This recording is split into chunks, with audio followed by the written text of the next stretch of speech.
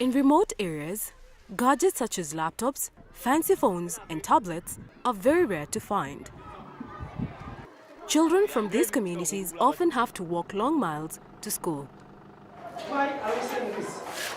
By the time they arrive, their minds are often switched off. However, these fifth graders at Elengatawuas Primary School in Kajiado County, a far-flung region in Kenya, are catching up with urban counterparts.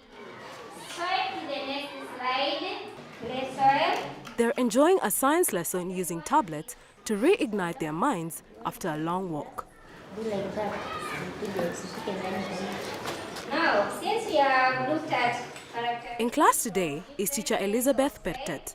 She has taught here for the last 12 years. the last one, low capillarity. Since the gadgets were introduced to the school earlier this year, her class is interactive and more fun. So, clay, soil. You can see there is a lot of improvement. It has reduced the load work for the pupils to carry a lot of books since the syllabus is within the tablet. The idea behind the Free Laptops for Schools initiative is to produce individuals with globally competitive literacy and problem-solving skills that are ready for uptake in the digital market. Yasmi, a US-based company, issued the tablets.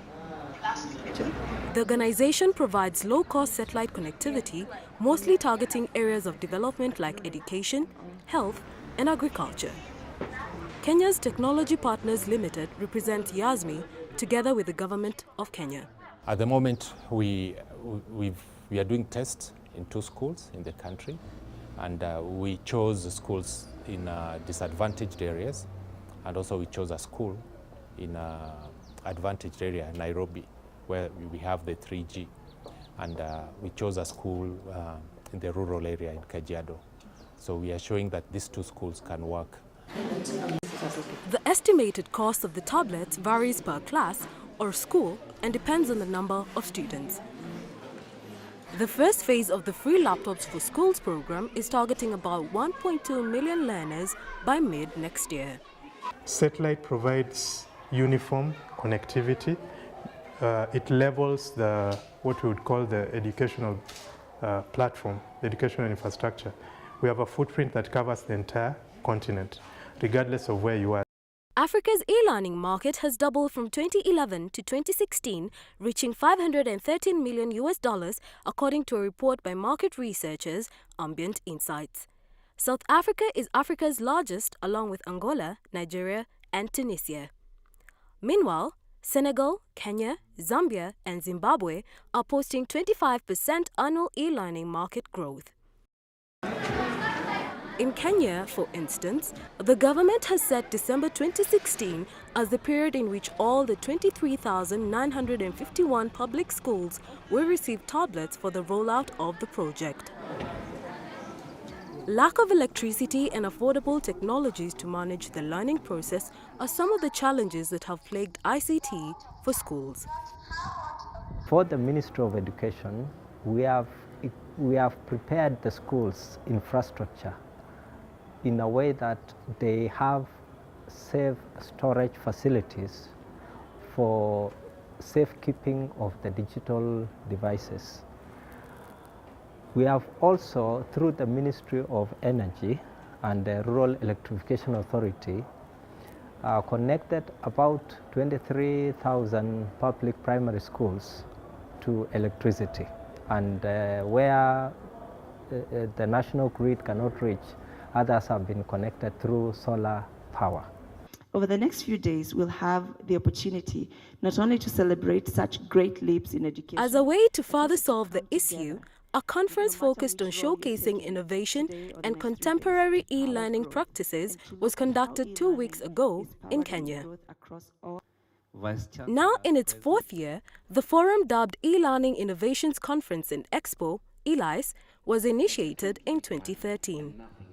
Over 300 people and delegates were present.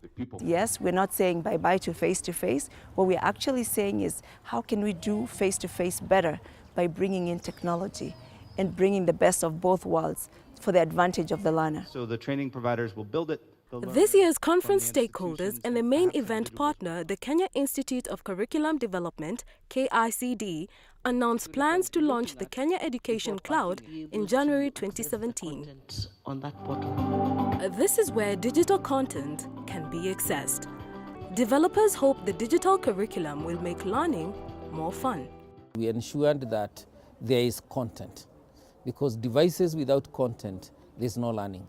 So we did ensure that there's content, and that content is device neutral and is also universal in terms of operating systems. Over 70,000 educators have been trained on information communication technology, ICT, to effectively deliver on e-learning. After the tablets were brought, some of us had to be taken to a refreshment course on how to use the tablet, though we had an idea of the technology, but it was a little bit different since it had a different package. Back in Kajiado, it's learning as usual for these youngsters, one tap at a time. A good education for the pupils remains #1 priority.